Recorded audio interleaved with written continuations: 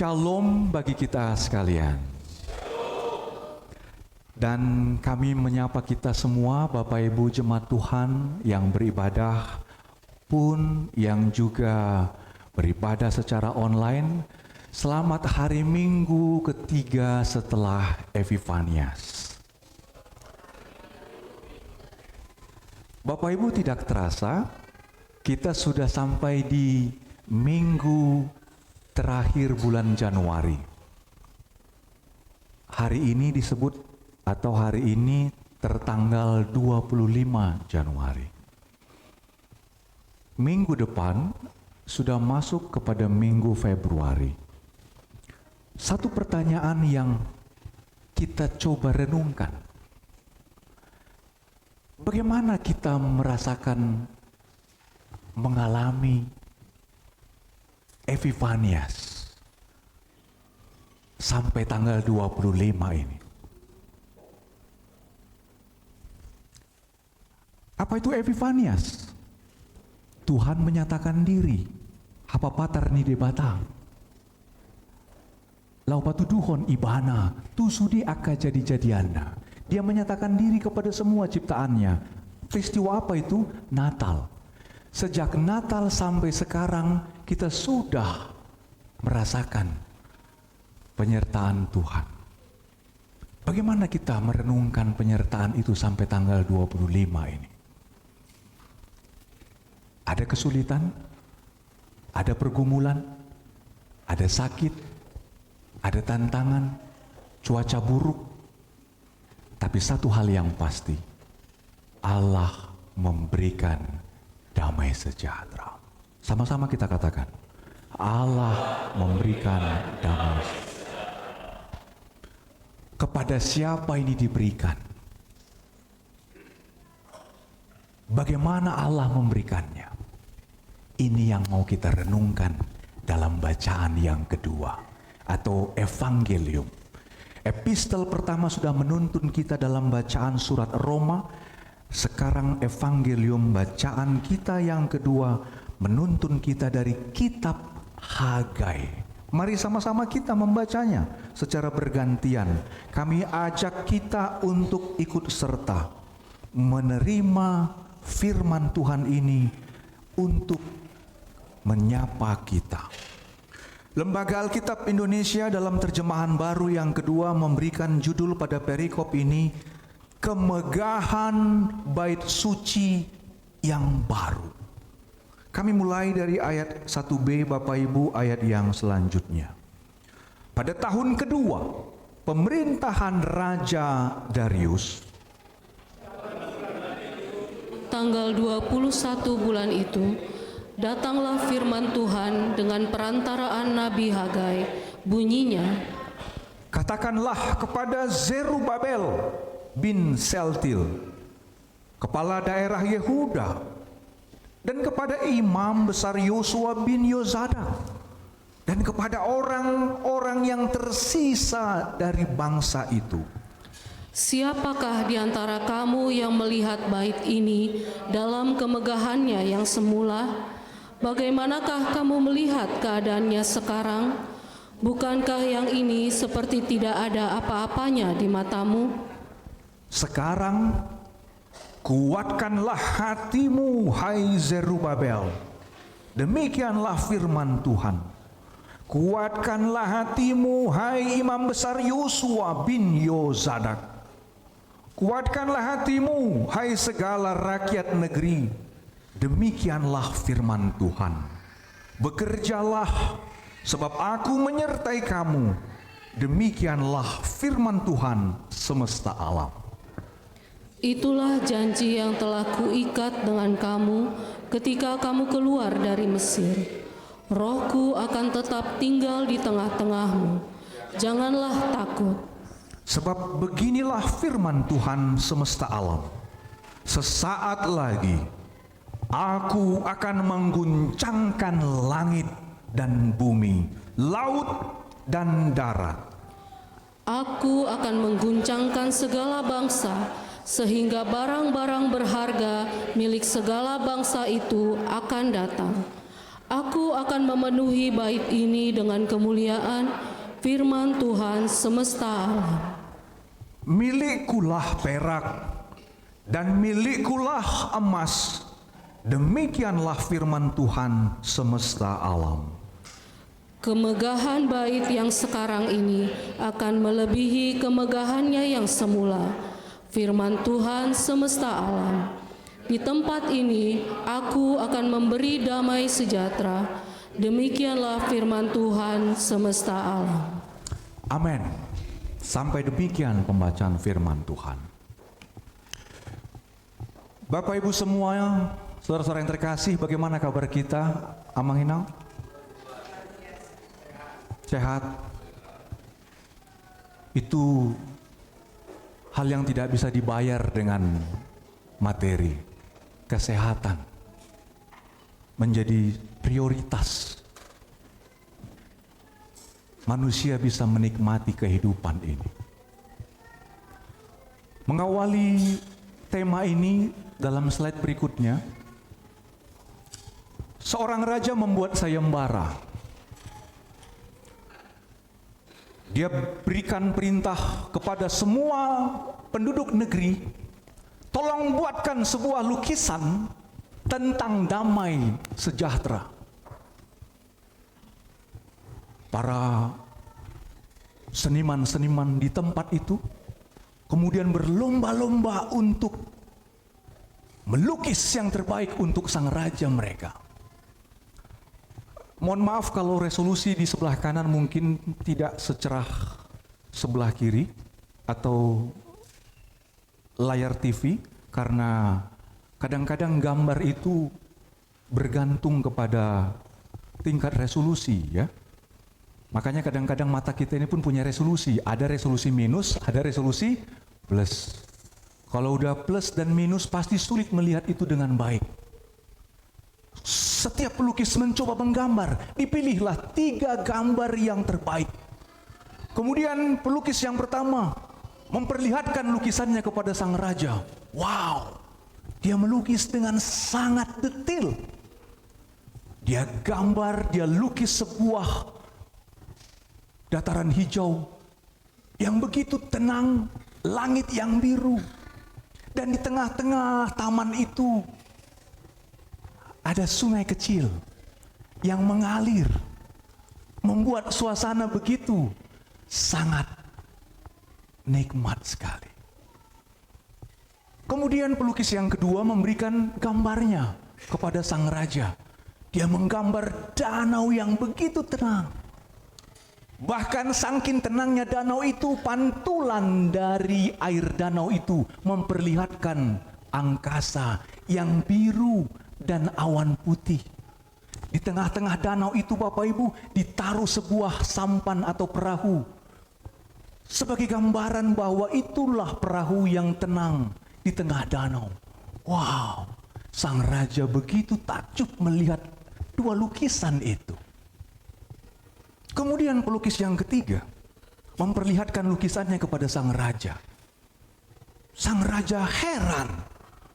Dia melihat lukisan air terjun yang begitu deras dan tinggi. Langitnya begitu mencekam, hitam, kelam, dan ada petir yang menggelegar. Dia bertanya, dan dia justru memanggil si pelukis itu. Hei, saya perintahkan untuk menggambar, melukis damai sejahtera. Kenapa kamu menggambar yang seperti ini? Apa maksudmu? Sang raja bertanya kepada sang pelukis. Sang pelukis menjawab, Tuanku raja, coba perhatikan lukisan ini. Dalam lukisan ini ada air terjun yang begitu deras dan tinggi sekali. Dan langit yang begitu mencekam, petir yang menggelegar. Suasana itu menakutkan bagi sekitar alam. Tapi perhatikan Tuanku Raja, di balik air terjun itu ada sebuah lubang batu. Di situ bersarang seekor burung. Burung itu begitu tenang dan damai. Burung itu bisa tenang sekalipun langit hitam petir menggelegar dan air yang deras. Dia bisa pulas tertidur di suasana itu. Mendengarkan penjelasan itu, sang raja bilang, ini lukisan yang terbaik. Bapak Ibu, kalau kita ditanya tadi mana lukisan yang terbaik, pasti kita memilih antara satu atau dua, bukan? Tapi sang raja memilih lukisan yang terbaik, itu nomor 3. Luar biasa. Di dalam gambaran yang mencekam itu, ada satu makhluk ciptaan Tuhan yang damai. Dia tidak takut awan gelap, dia tidak takut petir yang menggelegar, dia tidak takut air yang begitu menakutkan dan tinggi itu. Itulah damai sejahtera. Apa yang mau kita ambil dari ilustrasi gambar ini Bapak Ibu? Slide berikutnya. Kalau banyak orang mengira damai sejahtera itu adalah suasana yang tenang, damai-damai, baik-baik aja, nggak ada masalah, keliru. Damai sejahtera itu pun bisa Tuhan tunjukkan, buat, jadikan itu dalam ketidakberdayaan. Inilah konteks Hagai. Konteks Hagai di sini adalah umat Tuhan yang sudah dipulangkan dari Babel selama pembuangan 70 tahun. Mereka kemudian bersama-sama membangun bait Allah. Mereka bangun bait Allah. Dan setelah mereka bangun, mereka kecewa. Mereka bersungut-sungut, mereka menganggap bait Allah yang mereka bangun itu tidak lebih baik dari bait Allah yang sudah dihancurkan, yang sudah dibangun oleh Salomo. Ini situasi yang terjadi. Sehingga kalau tadi kita mendengarkan perkataan bahwa siapakah di antara kamu yang melihat bait ini dalam kemegahannya yang semula? Bagaimanakah kamu melihat keadaannya sekarang? Bukankah yang ini seperti tidak ada apa-apanya di matamu? Orang-orang Israel yang sudah kembali ke Yerusalem itu melihat kayak nggak ada apa-apanya bait Allah yang dibangun itu. Ini tantangan yang mereka alami, Bapak Ibu. Karena itu Tuhan mau mengingatkan supaya umat itu tidak merasa minder karena bait suci yang mereka bangun, supaya mereka tidak terjebak kepada perbandingan fisik. Sebab bahaya sekali kalau kita memperbandingkan fisik kita dengan fisik orang lain. Berbahaya sekali kalau kita membandingkan hidup kita dengan hidup orang lain. Kita seolah-olah menganggap fisik kita, hidup kita itu lebih rendah dibanding dengan orang lain. Itu bahaya. Itu artinya kita meniadakan penyertaan Tuhan dan kasih Tuhan dalam hidup kita. Karena itulah Tuhan mau bicara sama umatnya dalam ayat yang kelima dan yang keenam. Ini yang mau kita ingat Bapak Ibu, supaya kita jangan lupa bahwa Tuhan memberikan janjinya. Apa janjinya? Bahwa sebuah tempat itu menjadi mulia bukan karena lapisan emas yang ada di dalam bangunan itu. Memang sewaktu Salomo membangun bait suci, itu semuanya dilapisi dengan emas. Bahkan ruang Maha Kudus itu semua dilapisi dengan emas. Tapi bangsa Babel mencongkel, mengambil semua emas, mengambil semua perkakas, membawanya ke Babel, menghancurkan bait Allah yang dibangun oleh Salomo. Tuhan mau bilang, kalau kalian anggap bait suci yang dibangun Salomo dengan kemegahannya itu lebih baik dari bangunan yang sekarang, keliru. Justru Tuhan mau tunjukkan di dalam apa yang Ia nyatakan. Sama-sama kita baca pada ayat yang ke-9 dan yang ke-10. Mari perhatikan Bapak Ibu, kami baca untuk kita. Milikkulah perak dan milikulah emas. Demikianlah firman Tuhan semesta alam. Kemegahan bait yang sekarang ini akan melebihi kemegahannya yang semula. Firman Tuhan semesta alam. Jadi Tuhan mau bilang, sekarang yang kalian lihat ini biasa-biasa aja, yang kalian lihat ini nggak baik, ini lebih megah dari yang sudah dihancurkan itu. Loh, padahal nggak ada emasnya, padahal nggak ada peraknya, padahal nggak ada pernisnya. Kok bisa lebih megah, kata Tuhan? Kata kuncinya ada pada ayat berikutnya. Tuhan bilang, di tempat ini aku akan memberi damai sejahtera. Demikianlah firman Tuhan semesta alam. Berarti mau bangun bait suci megah-megah, kalau tidak ada damai sejahtera, ada gunanya nggak Bapak Ibu? Tidak ada. Bangun rumah megah-megah, tidak ada damai sejahtera di dalamnya, berguna nggak Bapak Ibu? Kuliah, ambil jurusan fakultas yang kita sukai tapi nggak ada damai sejahtera, berguna nggak? Pacaran, berhubungan dengan seorang pasangan yang berbeda jenis kelamin tapi tidak damai sejahtera, berantem terus, ada gunanya nggak? Nggak ada. Milikulah emas, milikulah perak, kata Tuhan. Jadi Tuhan mau bilang, kalau manusia melihat kemegahan itu ukurannya perak, ukurannya emas, ukurannya kesuksesan, itu nggak ada apa-apanya.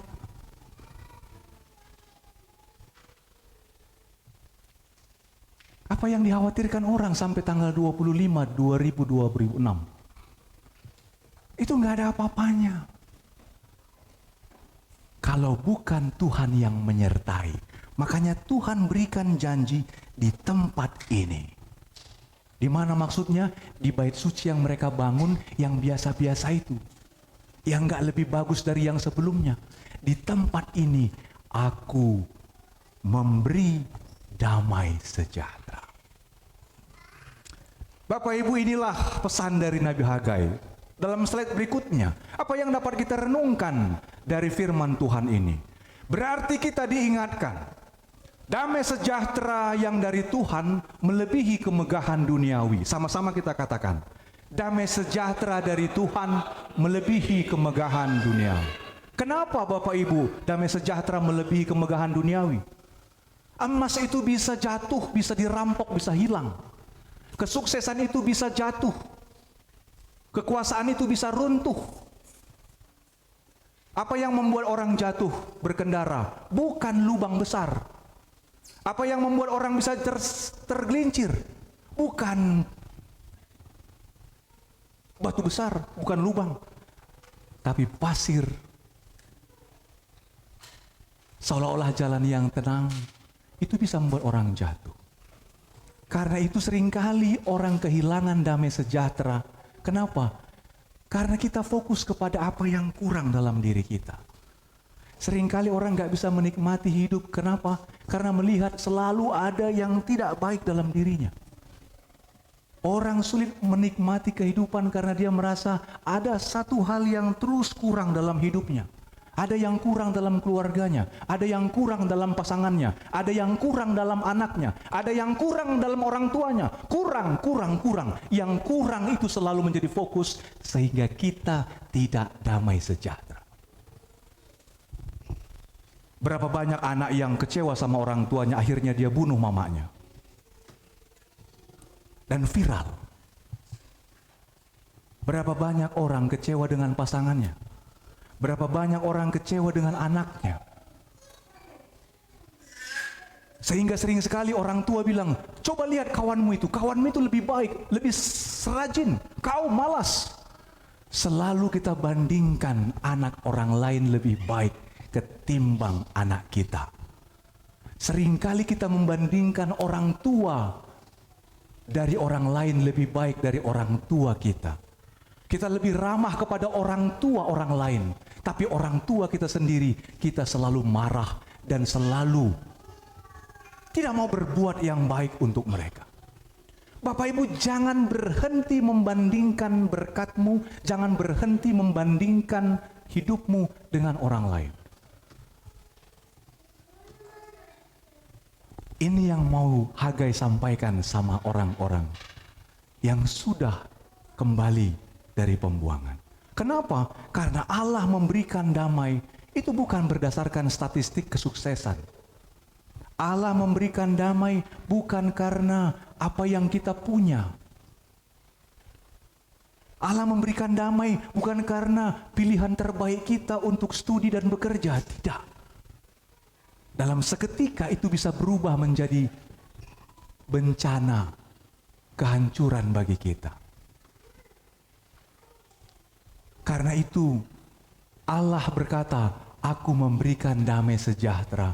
Itulah yang Tuhan Yesus ulangi ketika Tuhan Yesus sudah ada di dunia ini. Damai sejahteraku kuberikan bagimu. Di rumah Bapakku banyak tempat, jangan engkau khawatir. Tuhan Yesus sudah mengulangi itu dan menyatakan itu kepada semua orang percaya gereja sampai hari ini. Maka dalam slide terakhir, apa yang dapat kita renungkan Bapak Ibu? Apa yang dapat kita coba maknai dari firman Tuhan ini? Yang pertama, Tuhan bilang kepada semua umatnya, dan ini juga terjadi bagi kita. Apa kata Tuhan ayat yang ke-7? Beginilah firman Tuhan semesta alam. Sesaat lagi aku akan mengguncangkan langit dan bumi, laut dan darat. Kenapa Tuhan mengguncangkan bumi, laut dan darat? Supaya umat Tuhan yang tadi merasa tidak ada apa-apanya bait Allah, tidak ada apa-apanya kebaikan Tuhan, tidak ada apa-apanya penyertaan Tuhan dalam mereka, mereka sadar kalau sudah diguncang bumi ini, sudah diguncang laut, sudah diguncang darat, apa yang membuat manusia bisa damai sejahtera? Bapak Ibu, satu keluarga pergi berliburan ke Labuan Bajo. Untuk apa? Mau melihat keindahan alam Labuan Bajo. Sewa kapal. Apa yang terjadi? Ternyata danau yang begitu diimpi-impikan, danau indah yang begitu banyak orang harapkan pengen ke Labuan Bajo, itu berubah menjadi malapetaka. Keluarga itu tenggelam, hanya istri dan satu anak perempuannya yang selamat. Apalagi yang diguncangkan Tuhan, pesawat ATR menghadapi pegunungan Sulawesi yang begitu indah, tapi alam bisa mengguncang sampai pesawat itu jatuh. Bapak Ibu, baru seminggu hujan badai mengguncang Jakarta dan sekitarnya. Berapa banyak orang yang terkena dampak? Berapa banyak orang yang mengeluh nggak bisa berangkat sekolah, sampai sekolah di Bekasi, Cikarang, DKI itu diliburkan gara-gara guncangan cuaca. Kalau alam ini sudah mengguncang, di mana damai sejahtera itu? Rumah mewah yang dibangun bertingkat, kalau banjir sudah datang, longsor sudah datang, dan ribuan kayu menghantam rumah itu, di mana damai sejahtera itu? Damai sejahtera itu ada di dalam hati semua orang yang hidup dalam penyertaan Tuhan. Itulah damai sejahtera. Karena itu ketika guncangan itu menghantam ekonomimu, guncangan itu menghantam keluargamu, guncangan itu menghantam studi masa depanmu, kesehatanmu, jangan takut. Lihat lukisan itu. Awan hitam yang begitu pekat, petir menggelegar, air terjun yang menakutkan itu, tapi seekor burung bisa tenang, damai dan tidur dengan pulas. Kenapa? Karena ada roh Tuhan yang menyertai. Itulah damai sejahtera yang tidak dapat diberikan oleh dunia ini, hanya Tuhan yang berikan. Dan Ia berkata, aku memberi damai sejahtera bagimu. Kalau ada yang terguncang resolusinya tahun 2026, ada orang yang merasa terguncang apa yang menjadi pokok doanya, harapannya tahun 2026, jangan takut Bapak Ibu. Jangan khawatir. tenang. Tenang. Karena damai itu hanya kita temukan kalau kita bersama dengan Tuhan Yesus. Bersama Dia hatiku damai, walau dalam lembah kekelaman. Bersama Dia hatiku tenang, walau hidup penuh tantangan. Tak satu pun dapat menghiburku, tak seorang pun dapat menolongku. Hanya Yesus jawaban hidupku. 2000 tahun lalu, gelombang angin sakal yang menghantam perahu para murid-murid sampai mau tenggelam, Yesus bilang, tenanglah. Seketika badai itu tenang. Karena itu damai sejahtera yang dari Tuhan seketika akan menenangkan guncangan-guncangan kehidupan kita. Amin Bapak Ibu. Itu janji Tuhan. Dan janji ini kita pegang, kita aminkan, supaya kita bawa dalam hidup kita setiap hari. Dan firman Tuhan menggaransi kita, kalau engkau mau damai sejahtera, pegang firman-Nya. Roma 15 ayat 13. Bacaan kita yang terakhir, mari sama-sama kita baca. Tadi sudah kita baca, dipandu oleh liturgos kita, tapi firman Tuhan ini kalau dibaca satu kali, bisa lupa. Kalau dibaca 2 kali, dia akan ingat. Kalau dibaca 3 kali, dia akan membekas dan dia akan menjadi penyemangat bagi kita. Karena itu jangan lupa baca firman Tuhan setiap hari. Karena kalau kita dihantam badai, ada goncangan-goncangan yang kita hadapi dalam keluarga, pasangan, anak, orang tua, baca firman Tuhan. Firman itu yang menuntun, memberikan terang bagi kita. Jikalau kita sudah menemukannya, kita katakan amin. Roma 15 ayat yang ke-13 kita baca dengan tenang. 2, 3, ya. Semoga Allah, sumber pengharapan, memenuhi kamu dengan segala sukacita dan damai sejahtera dalam iman kamu, supaya oleh kuasa Roh Kudus kamu berlimpah-limpah dalam pengharapan. Amin Bapak Ibu. Damai sejahtera dari Tuhan menyertai kita sekalian dalam segala aktivitas, dalam segala pekerjaan dan usaha kita, supaya kita boleh melakukan semuanya dengan sukacita. Amin, kita berdoa. Kami bersyukur Tuhan untuk firman-Mu yang menuntun kami, firman-Mu yang mengajari kami, firman-Mu yang membimbing kami, bahwa damai sejahtera yang sesungguhnya menjadi pengharapan bagi kami jikalau Tuhan yang menyertai, Roh Tuhan yang menolong kami. Karena itu Tuhan, kami mengerti bahwa segala hal yang kami inginkan, segala hal yang terjadi, sering sekali mengguncang kehidupan kami.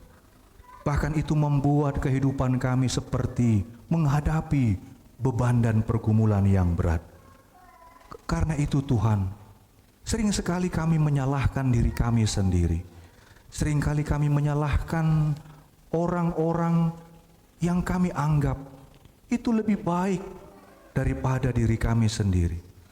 Tuhan Yesus, hanya firman-Mu yang dapat membaharui akal budi kami, supaya kami dapat melihat, supaya kami dapat mengerti dengan benar bagaimana Tuhan membaharui hidup kami, memberikan damai sejahtera bagi kami. Kami percaya Tuhan, damai sejahtera yang sesungguhnya akan Tuhan berikan jikalau kami berjalan bersama Tuhan Yesus. Karena Tuhan Yesuslah kebenaran, jalan, dan kehidupan yang kekal. Tuhan, pegang tangan kami, tuntunlah kami, supaya kami tetap kuat, boleh menghadapi kehidupan keseharian kami dengan penuh pengharapan. Kami bersyukur Tuhan atas semua kebaikan-Mu, atas semua kasih-Mu yang Engkau nyatakan bagi setiap jemaat yang boleh bersuka cita atas kelahiran mereka. Karena itu kami senantiasa menyerahkan seluruh jemaat Tuhan yang berulang tahun. Kami berdoa untuk Ibu Fitri Veronica Gurning, Ibu Ruslan Manurung, Ibu Yennifer Kafriati Purba, Ibu Suryani Francisca Lubis, Ibu Bertua Adelia Sihombing, Bapak Maurid Sinaga, Saudari Talia Sarofa Purba, anak Tuhan Alea Felicia Shalomita Lumban Tobing, Ibu Happy Anggraini Situmorang, Saudara Olwin Lumban Tobing, dan anak Tuhan Muji Christopher Nababan yang hari ini berulang tahun. Tuhan, kami bersyukur karena Tuhan memelihara kehidupan mereka. Umur panjang itu Tuhan yang berikan. Maka kami percaya kehidupan setiap jemaat-Mu pun ada dalam rancangan-Mu. Biarlah Tuhan damai sejahtera yang dari Tuhan menyertai kehidupan setiap jemaat Tuhan yang boleh bersuka cita di hari ulang tahun mereka. Terima kasih Tuhan untuk penyertaan-Mu bagi kami di dalam perjalanan kami sampai kepada minggu keempat di bulan Januari ini.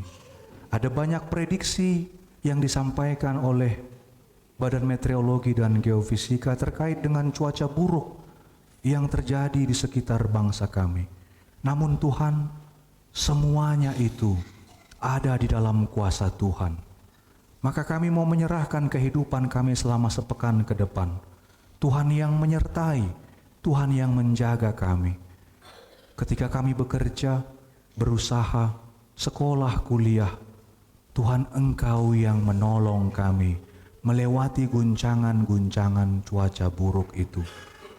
Karena kami tahu Tuhan yang menyertai. Terima kasih Tuhan untuk semua kebaikan-Mu yang dapat kami syukurkan pada kesempatan ini. Di dalam pengasihan-Mu kami memohon, dengarkanlah doa kami ini yang kami sampaikan hanya di dalam nama Tuhan Yesus Kristus, Juru Selamat kami yang hidup. Amin. Bapak Ibu jemaat Tuhan yang terkasih, dengan penuh syukur kita mengingat setiap kebaikan Tuhan. Marilah kita kembali bernyanyi dari nyanyian Kidung Jemaat 450 ayat 1 dan 2.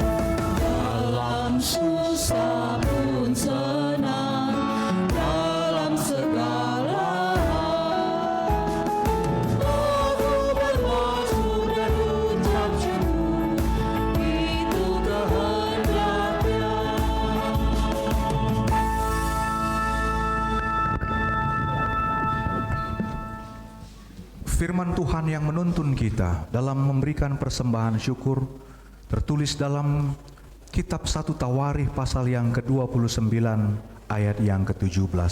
Demikian firman Tuhan.